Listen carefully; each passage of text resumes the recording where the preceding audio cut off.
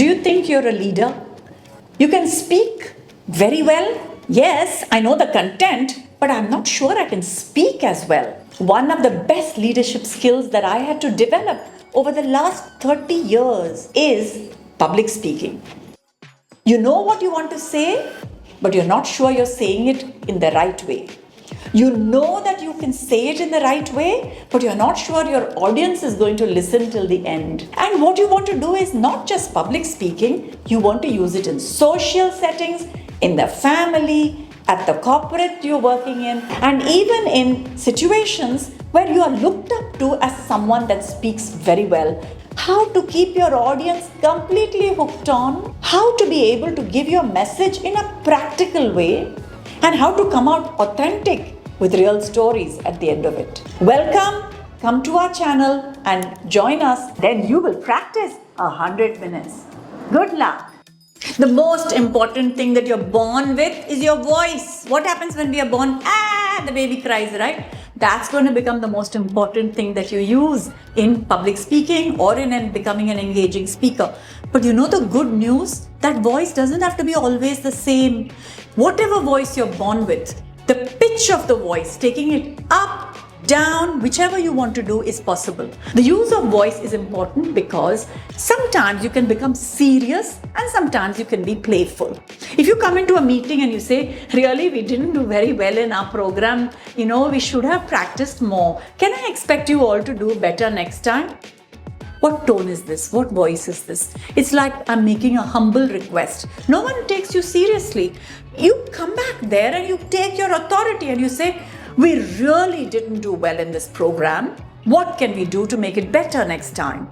What did I do? I made my voice baser. When you make your voice baser, people take you seriously.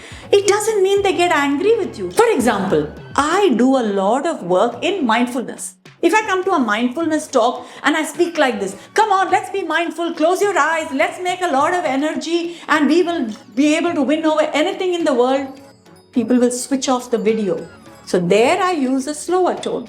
Let nothing frighten you. You can be energetic, you can do what you have to do, and when needed, you can come back to being human. After all, you and I are human, and our voice is our great connector. We're going to decide how are we going to tell real stories and how are we going to give our life lesson as a takeaway from it.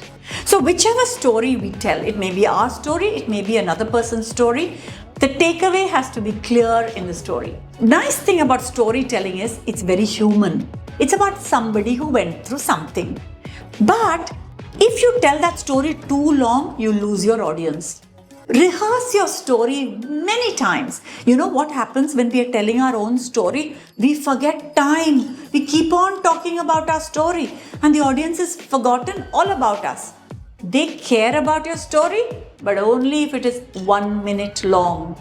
Do not tell your story beyond a minute. From that, give the takeaway. We're going to talk about how can we use props so that people remember what we have to say and also they have something to take away that reminds them of the topic that we have given them. For instance, when I'm talking to people on life leadership skills, I'll many times bring a remote control. And you say, do you have the remote control of life in your hands?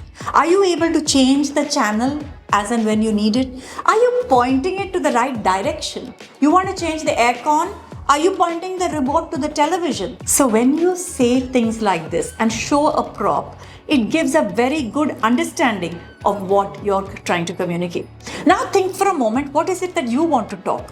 Which prop would make sense for you to do? So you might think of a prop that works, use it in your speech virtually or in person, leave something as your calling card, give it away, and that will be remembered very long. One of the lovely props that people use is PowerPoint slides. Have you noticed? And then people are dead because death by PowerPoint is happening. So many PowerPoints, so much wall of text. And then reading exactly what's coming on the text. Oh my God, these are all complete no-nos in engaging conversation. So what you can do is to put up the PowerPoint with one attractive capturing image. It may be a graph for presentation, it may be a photograph, or it may be a story. And then only 2 or 3 lines are allowed to pull the viewer's attention, right? When you do that, people have that as a prop too. The point you made was visually presented on a PowerPoint. Try that too sometimes. Being an engaging speaker is the best leadership skill you can develop. You'll automatically go up in the ladder of life, come to our master classes, learn whether it's public speaking, one-to-one conversations, holding meetings, all of that will be useful. Come join us. Champion a woman, she will build a nation.